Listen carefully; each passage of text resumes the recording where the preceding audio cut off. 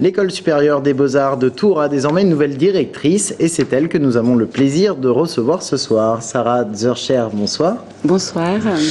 Alors, la direction de l'École des beaux-arts est une nouvelle expérience pour vous, on va dire. Vous aviez par exemple dirigé de 2002 à 2007 le Centre d'art contemporain de Fribourg en Suisse, FreeArt. Qu'est-ce qui va changer pour vous en prenant cette nouvelle direction ? Alors c'est vrai que jusqu'à présent j'ai été curatrice, commissaire d'exposition, donc j'organisais des expositions à l'échelle internationale avec des artistes qui venaient du monde entier sur des thèmes très variés.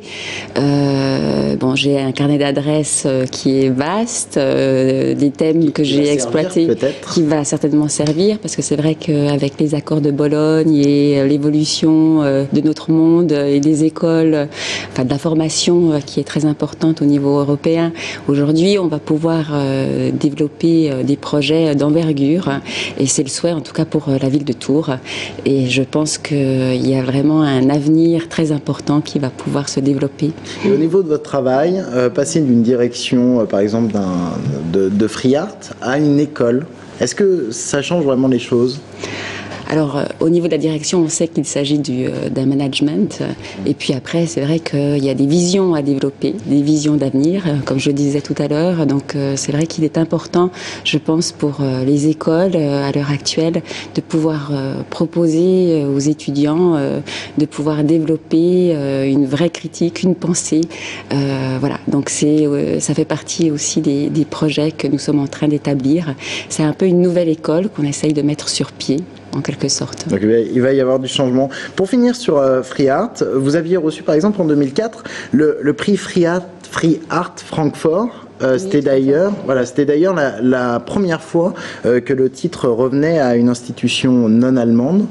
En Suisse, vous aviez tenté de rendre vos expositions accessibles, d'ouvrir au maximum le site au courant artistique, à différents courants artistiques. Quelle sera votre empreinte ici à Tours ?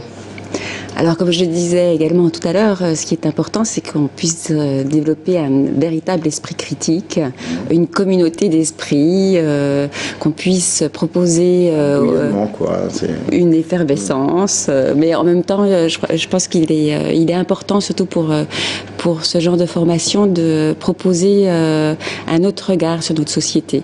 Il est vrai que, par exemple, dans les expositions que j'ai montées, je viens d'en monter une au Caire il y a quelques semaines, sur la question de l'eau.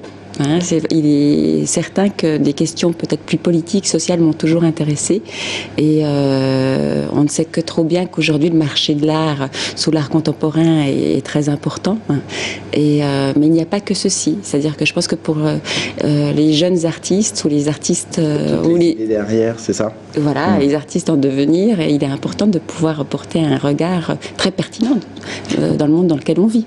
Alors, l'école des beaux-arts est pour l'instant installée dans le centre-ville, mais bientôt elle va déménager sur le site actuel de l'imprimerie MAM. Est-ce que vous en savez un peu plus peut-être sur les échéances ?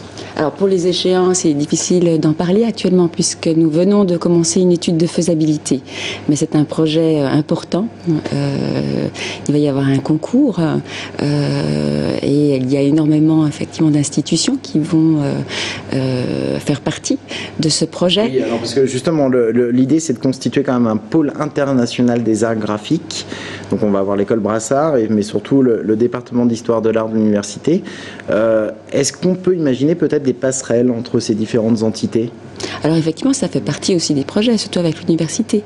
Il faut bien voir que le projet, les accords de Bologne ou ces directives, si on peut parler de manière plus expliquez-nous ciblée. Justement ce que sont les accords de Bologne. En ce moment, on est en train. Il s'agit de la mobilité des étudiants à l'échelle européenne.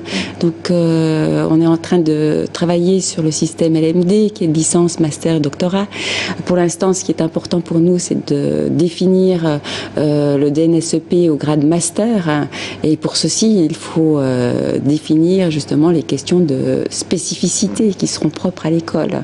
Et la manière effectivement dont ces spécificités vont pouvoir se développer à une échelle qui est celui d'un EPCC.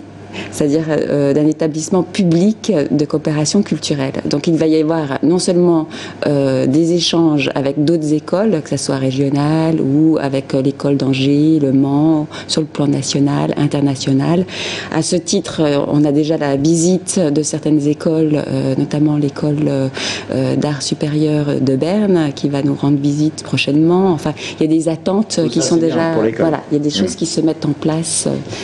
Donc en fait, cette modification du diplôme, elle est nécessaire finalement pour la mobilité. Aujourd'hui, est-ce que le diplôme de l'école de Tours est reconnu au niveau européen, par exemple ?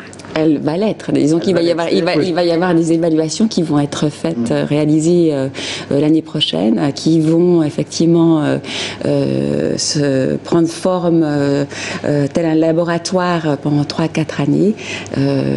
Et je pense que je serai à même de vous en parler d'ici quelques années. D'accord, rendez-vous est donné. Merci beaucoup d'être venu sur ce plateau.